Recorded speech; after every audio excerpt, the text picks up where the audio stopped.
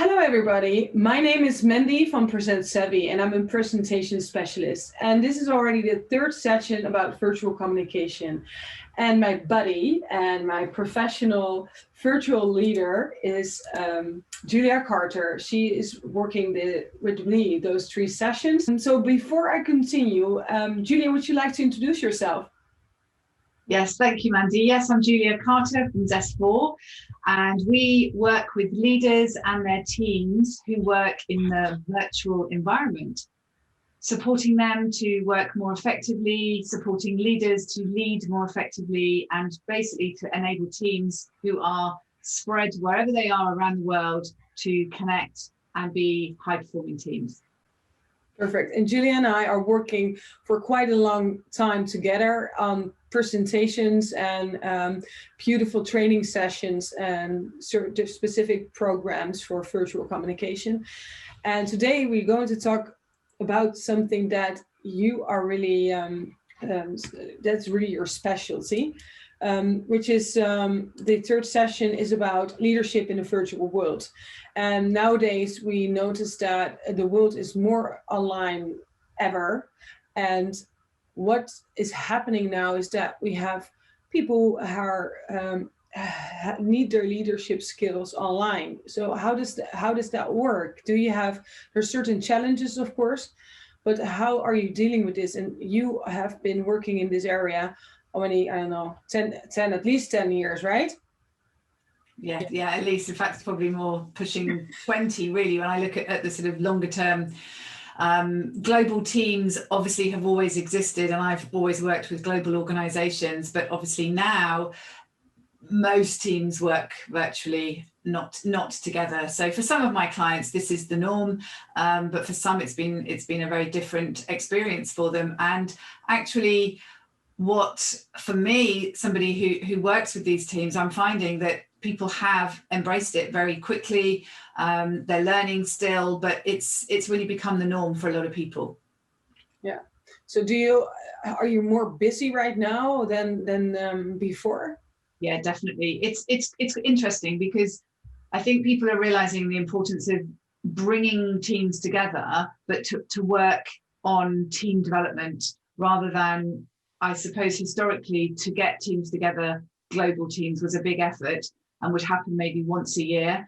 But now with the ability to see that bringing people like myself in to work with them is literally a click on a link, and I can be there working with them for a 2 or 3 hour session. So yeah, I have to admit I'm very busy, and it's fabulous because I'm able to work with even more people and make a difference.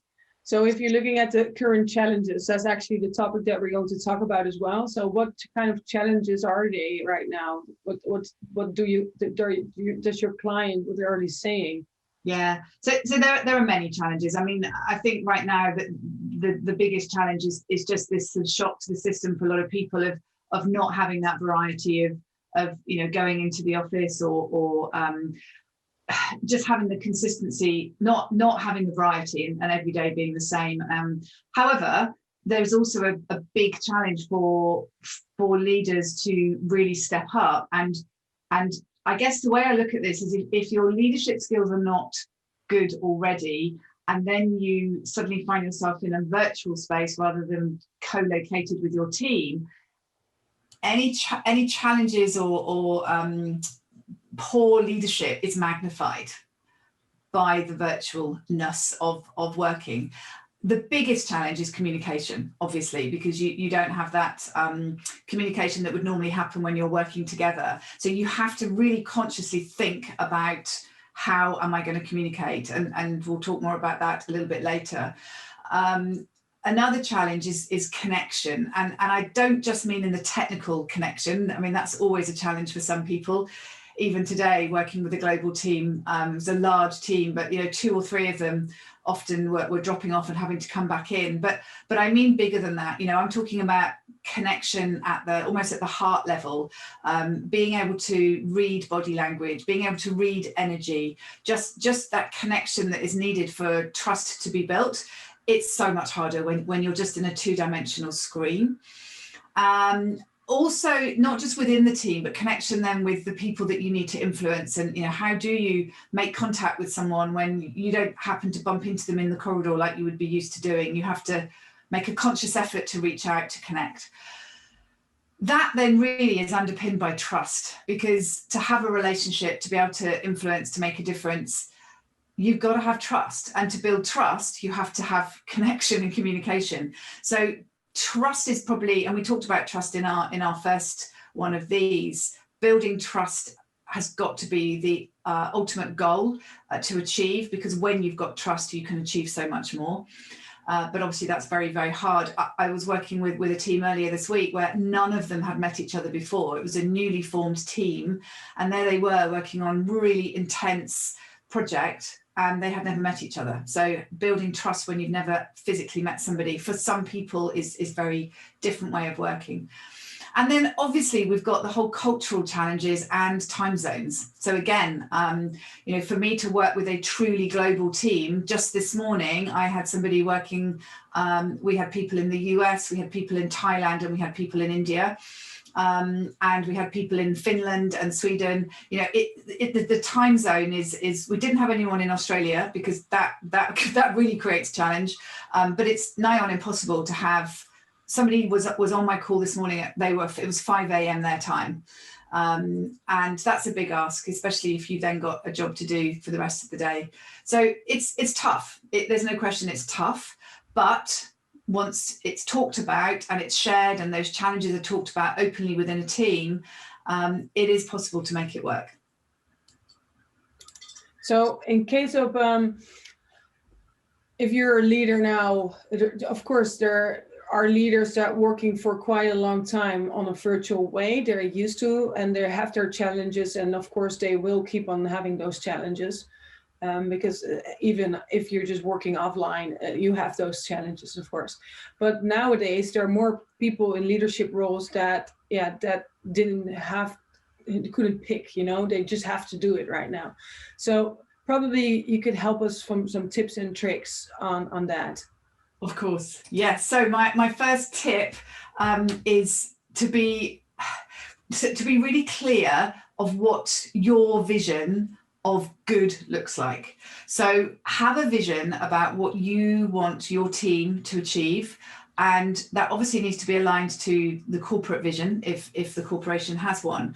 But even if it doesn't, and there's two things here. There's one about your vision as you as leader, you as virtual leader. How do you see yourself? If you looked at the best version of you as leader, what is that? And when you've got clarity about that, then what are the behaviors? What do you need to do to enable that vision of you as best leader? What do you need to do? And then obviously the vision for the team. And depending on who and what level your team are at, ideally you would include your team in those discussions, or at least have an idea of what the vision is for your team, and then ask your team to input to enable that vision to happen. But I find a lot of leaders get so into the doing of what their objectives are, they forget to stop and take a sort of look up to look at that bigger picture. And especially when we're under pressure, our tendency is to get into the weeds and into the doing. And my biggest message to people is, the more in overwhelm you are, the more important it is to stop, take some time and just sit back, ideally go outside and go for a walk, get some fresh air, and just stop, because that's when you get that clarity. And often we can end up doing things that we shouldn't be working on, but because we're so into the detail and we're under pressure, we just get sucked in. And in the virtual space, there is no one around you to course correct. If you're not speaking with your leader, maybe you're only speaking with your leader once a week, or even some people once every 2 or 3 weeks. There's no one there just keeping an eye on and just saying, hey, actually, you don't need to be working in that much detail, or that isn't a priority anymore. So that clarity of vision to keep your team and to keep communicating it, not just to talk about the vision in January and then not talk about it again until next January. So that's probably one of the biggest mistakes I find leaders make. They don't talk at that bigger picture level.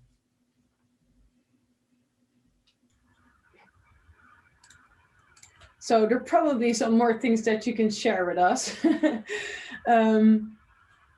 I completely understand how complicated this is, and that's why we chose this topic as well, to just help other people to overcome things, and also some tips and tricks from somebody who's working in this field and having the experience. And some things are quite basic, you know, if you're saying you have to create and communicate a clear vision, that's not really different from offline and not virtual, right? No, it's not. However, my challenge would be, I find a lot of leaders don't do this full stop. Okay. So, and if you're not doing it virtually, as I said, it magnifies the issue, because at least if you're working together in an office, you've got that vibe of what everyone's doing. You hear other people talking about their projects. So you're just constantly being reminded of the why and where you're going. Whereas when you're stuck in a country where there's nobody else around you at all, and other than maybe your family, it is so important to keep that vision alive and to keep reminding your team of it. So that would be my number one tip. Yeah, and it would be an option as well. It's not only communicating, you can also think about where are you communicating that clear vision. I mean, you can say things, but there are also options. So based on that, do you have some ideas on, or some best practices that how to communicate that vision? Yeah, and interestingly, I'm just thinking of my week so far. Two of the teams I work with, several of the team members had as their background, their virtual background, a sort of slogan, a logo or a slogan, which is their sort of focal point for their year. And I thought that was a really nice reminder. Obviously, you need to choose where you use that, and if it was an external client, you may not want to have that showing. But I thought that was a really nice way of having that constantly there, reminding people of what they should be remembering. Yeah, good idea. Yeah, and quite simple as well. Exactly. Yeah, so that's my first tip. And then my second tip is to, once you've got clarity of vision, to really make sure that your expectations of what good looks like for your team, to make sure those expectations are crystal clear. And my recommendation there would be to spend time at the beginning of the year, ideally, and then regularly, at least every month, reviewing how things are going in relation to expectations. So you've got at the team level the expectations, and I'm not just talking about the objectives and the what, I'm also talking about the behaviors and the how. So really high performing virtual teams talk openly about what's working, what's not working. They talk about communication difference. They talk about that they make sure they get the best out of every person in that team, even those that maybe are very technical and maybe not particularly vocal in online meetings. And it's very easy to forget those people if they're not with webcam on and speaking up. So a really good leader will be really explicit about what good looks like. The next tip I would share would be around, it's linked to the previous one really, but really making sure that you put the time in your diaries and you do not reschedule them many times, to have one-to-ones and to make sure that you're spending time on the team development side of things too, because you can bring in the vision, bring in the expectations, you can give feedback, you can recognize best practice at a team level so that colleagues can hear and see what good looks like. So again, you could challenge this is no different to normal leadership, but I would argue it's even more important in this virtual space. And I'm noticing that there is a lot of people working extremely long hours and telling me, I don't have the time. I don't have the time to do team development. I don't have the time to do one-to-ones. And my answer is, you have to make the time. Because if you're not giving time to your people, that's part of your role as leader. And people make your team, people make your success. And if you're not nurturing that, you will have problems further down the line. And I'm definitely sensing a sort of pressure in the system right now. People have been working this way for a long time now, and often with no proper break. And it is a concern, I have to say. So really, really making sure that you're making time for your people more than you would normally make, because you are not seeing them every day. And if you are seeing them, it's business focused meetings. It's not to truly check in about how they are, how they're doing. So you're saying that you really have to make sure that it's in the diary. So in terms of frequency, can you say something about that? So in my opinion, at least once a month, you should be having a one-to-one for at least an hour as a minimum. And another little tip I would share that one of my clients shared with me is they had feedback from their team that they often rescheduled their meetings. And there was one particular leader who had, I think, rescheduled the one-to-one about 5 or 6 times. You can imagine how that's making the employee feel. Yeah, not important enough. Not important, exactly. Yeah. So he decided that every time he rescheduled, he would put a little number. So he wrote reschedule 1, reschedule 2. So when he went to reschedule the next meeting, he realized he'd already rescheduled it twice, and that it wasn't a good idea to do. That's a good bet. There's a good yeah. Comforted with his own not good scheduling. So about team development. So do you have an idea or just a tip, or what do you mean by team development, and how can you do that in a virtual way? So this is actually what I spend most of my time doing, working with leaders and their teams, helping them. I facilitate conversation.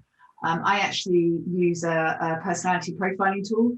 And with that, I enable people to not just get a greater level of self-awareness, but also to understand the difference that exists within the team and to really appreciate that difference. And again, in a virtual space, that difference isn't always seen as a positive. It can be seen as a frustration. The classic would be why is Mandy not always sending me emails that are 5 sheets long? I don't have time for that. I want the bullet points.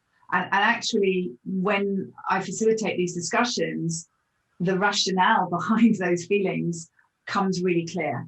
And I create conversations with people who they then end up being able to appreciate what that difference brings, rather than feeling frustrated by it.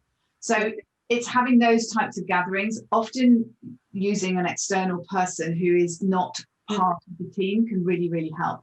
So I really encourage leaders to consider thinking about spending some time doing that. It's so valuable, because once that intervention has happened, the buzz and the openness and that deeper trust that happens literally within a 2-hour session is phenomenal.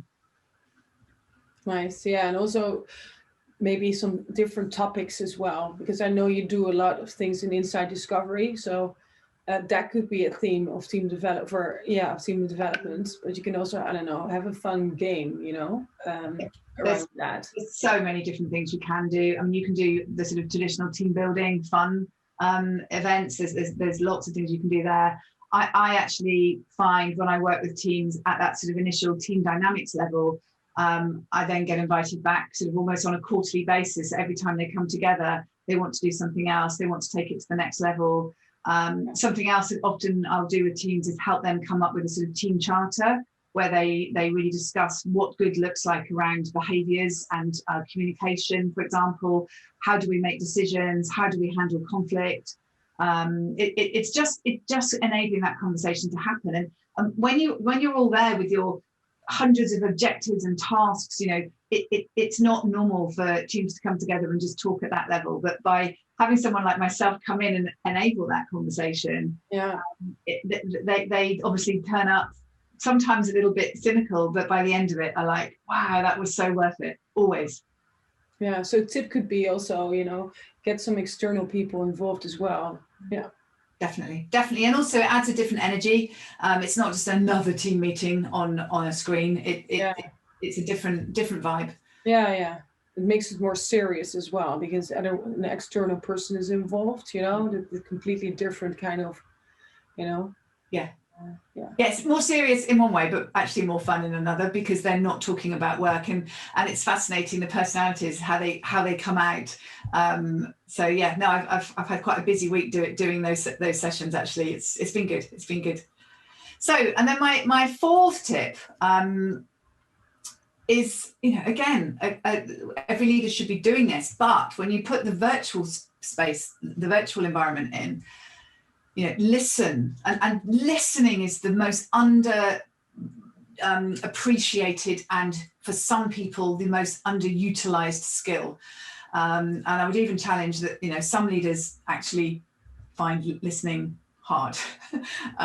So not all, but being able to listen and truly listen to what is being said, listen to what is not being said, and observe. And I think in a virtual environment, actually, as long as you're not multitasking, and I have to say that is a challenge, and I do ask leaders to please just be really, really cautious that you're not subtly trying to send an email when your team are talking about important topics, because it really lowers your credibility, and obviously they feel not respected or heard. But really observe what's going on. Observe the energy.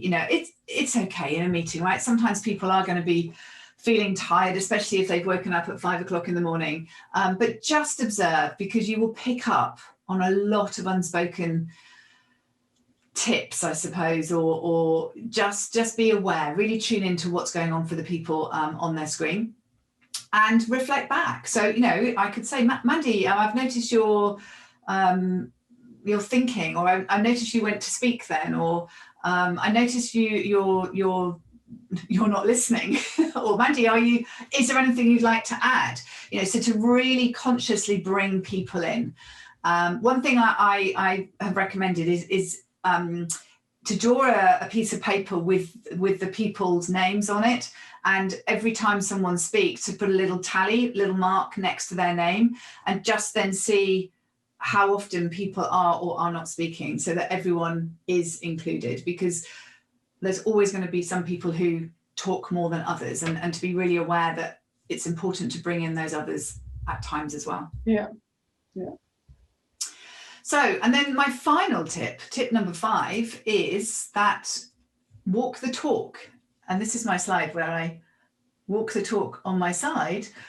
Walking the talk is really, really important, because again, you can set expectations, you can be the best leader you can be, but if you are not actually doing what you are asking your team to do, your respect will go down. So the classic is, if you are on you're leading a team meeting, right? You've asked a question of a team member, and then suddenly you're looking out the window, or you're looking at your phone. You're clearly not engaged. And if you've just asked your team to not multitask, your credibility is going to go down. Another one is if you expect people to speak up, to give feedback regularly, to ask for feedback. Well, if you're not doing that, your team are never going to do it. So I really, really ask leaders to reflect on, what would you like from your team? What would you like them to be doing more of? Communicate that out, and then make sure you are doing it. And on that, to make sure you are really publicly recognizing when people are doing those behaviors. So to publicly comment or acknowledge, give positive feedback, so that other people realize that it is something that you are expecting from everybody. So to be really the best role model you can be, but be authentic. And I've talked about this in previous sessions, be authentic, be you, be the leader that you are, obviously the best version of that, but don't try and be like someone else, be you, and then people will trust you. Yeah, it's a similar example that you gave before, that as a leader, you really need to walk the talk, but also the rescheduling, for example, you just got me there, because that's what I do a lot of times, actually. And even our perfect sessions that we had, we were rescheduling, you know, and I'm happy that we trust each other and we are on the same page and everything. But rescheduling in a virtual way is so much easier than a meeting. So yeah, that and again, walk the talk. If you expect it from your people, just not do it yourself is, I think, a big challenge. And yeah, so I think what I'll just summarize my five tips, and then I wanted to just say one thing at the end. So really get clear on what the vision that you have for yourself as leader and for your team, and make sure you communicate that regularly. It's so important to keep people on track, especially in times of pressure. Make sure you clarify expectations, but also check for understanding and that they are really clear what you expect of them, and give regular feedback so that they do understand if they are doing it well or if they're not, to course correct and put them back on track. Allocate time for them at one-to-one and at team level, and not just to talk about task and objectives. Talk about them. How are they doing? It's so important. Listen, observe, reflect back everything that you are noticing. You know, don't sit there wondering, ask, be open. And finally, to all of those, you know, walk the talk. So if these are all the things that you're expecting from your team, really make sure that you are doing as you're requesting. And just to summarize, you know, leadership is really important.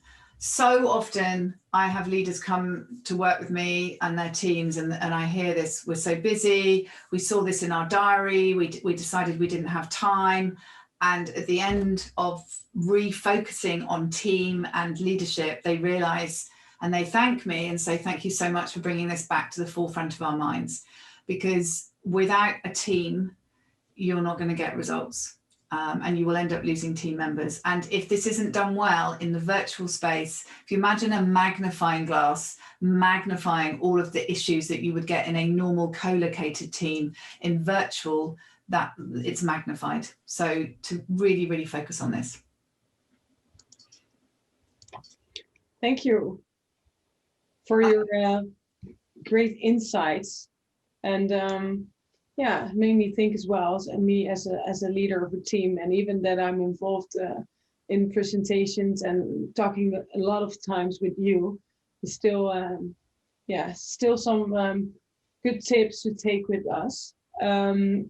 So going back on the sessions that we had, I think this was a great third session about, you know, so soft things in the virtual environment. So the first session that we had was about the steps on your virtual brand. The second one was the tips and tricks on how to communicate more effectively in the virtual world. And we end the third session with the leadership in the virtual world. So we would love you to put some comments or send us email. My name is Mandy from Present Savvy. And like you have heard before, Julia Carter from Zestfor.